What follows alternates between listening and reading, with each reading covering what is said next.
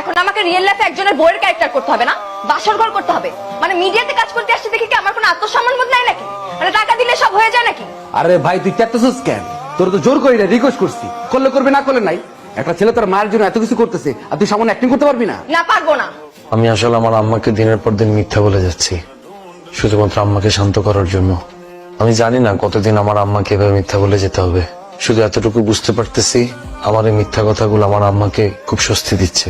আমার আম্মা যদি কখনো বুঝতে পারে না আমি আপনাকে নিয়ে আম্মার কাছে মিথ্যা কথা বলছি, আম্মা না নিতে পারবে না।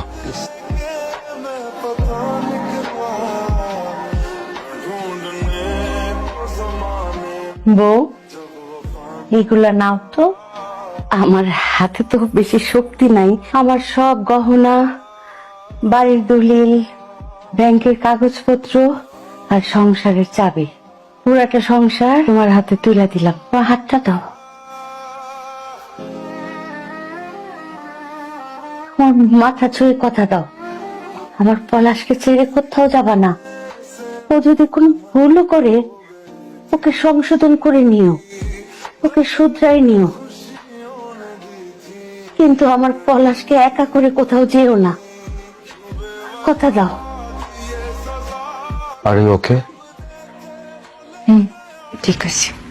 আম্মা কোনো পেইন দেয় নাই তো? Thanks for everything. আপনি আমার জন্য যা করছেন আমার তো সারা জীবন মনে থাকবে। চলুন আপনাকে বাসায় নামিয়ে দিয়ে আসি। কালকে পারলে একটু সকাল সকাল চলে আসেন, বিয়ের পর দিন তো। আপনার পেমেন্টটা। আমি আপনার সাথে আসলে কাজটা টাকার জন্যই করতে চাইছিলাম, কিন্তু আমি টাকাটা নিতে পারতেছি না।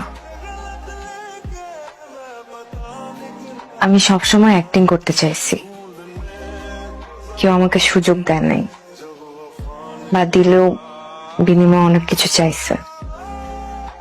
যখন রিয়েল লাইফে অ্যাক্টিং করার সুযোগ পেলাম, যেখানে একটা ছেলে তার মায়ের খুশির জন্য এত কিছু করতে পারে, তখন মনে হলো এখানে অ্যাক্টিং করি।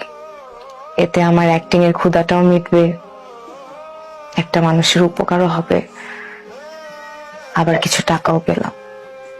কিন্তু আমার আসলে এই ক্যারেক্টারটা করতে খুব কষ্ট হচ্ছে। রিয়েল লাইফে অ্যাক্টিং করা আর পর্দায় অ্যাক্টিং করার মধ্যে অনেক ডিফারেন্স আছে, এটা আমি আগে বুঝতে পারিনি। আমি আজকে আপনার মায়ের মাথা ছুঁয়ে একটা মিথ্যা প্রতিশ্রুতি দিয়েছি